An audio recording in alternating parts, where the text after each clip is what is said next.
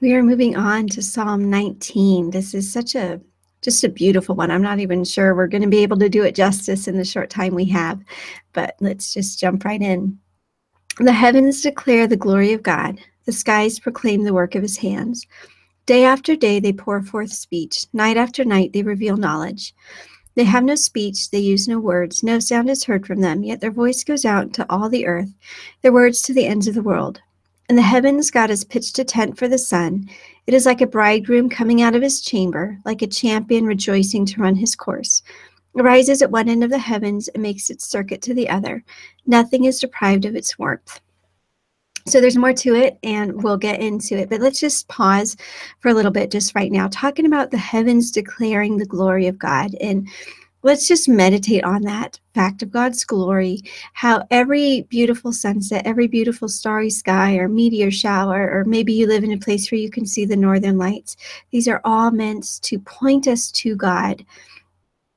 And then I love that it starts with the universe and the sky and the heavens, and it goes on to God's law. So as I read through this next part of the psalm, just be meditating on how perfect God's word is, and even how he's preserved it through history and how amazing that is. The law of the Lord is perfect, refreshing the soul. The statutes of the Lord are trustworthy, making wise the simple. The precepts of the Lord are right, giving joy to the heart. The commands of the Lord are radiant, giving light to the eyes. The fear of the Lord is pure, enduring forever. The decrees of the Lord are firm, and all of them are righteous. So let's just go through, one at a time. The law of the Lord is perfect. So maybe there's something that you need to confess. Maybe you're being stubborn about one of God's laws. Maybe you don't want to agree that it's a good and perfect law. It's time to confess that sin. And his law refreshes our soul. So maybe you're in need of that refreshing. Ask God, even in the short time we have together, to bring that refreshing to your soul that he promises. The statutes of the Lord are trustworthy. Maybe there's an area of your life where you're not trusting God enough. Ask him to reveal to you what that is. God, where am I not trusting you fully? Where does my faith need to be made stronger? And confess your lack of faith and ask him to build your faith up. Because the very next part, it says, making wise the simple. And I know there are so many areas where we need wisdom in our lives. And I love the promise that James gives us, that if any of us lack wisdom, we can ask God, who gives generously to all without finding fault, and it will be given to us. So ask God for that wisdom that you need. And don't lean on your own understanding, just like it says in Proverbs. Acknowledge him, acknowledge your need on him. Stop relying on yourself and on your own wisdom. Then it says, the precepts of the Lord are right, giving joy to the heart. I hope that you're experiencing that joy today. And I don't even know if experiencing is the right word. That's why I pause. I hope that joy is within you. I feel like joy isn't necessarily something to be experienced, but something to be carried in you, so that even in sorrow or trials, you can have just a peace knowing that God is with you. And if you don't have that peace and joy, pray for it.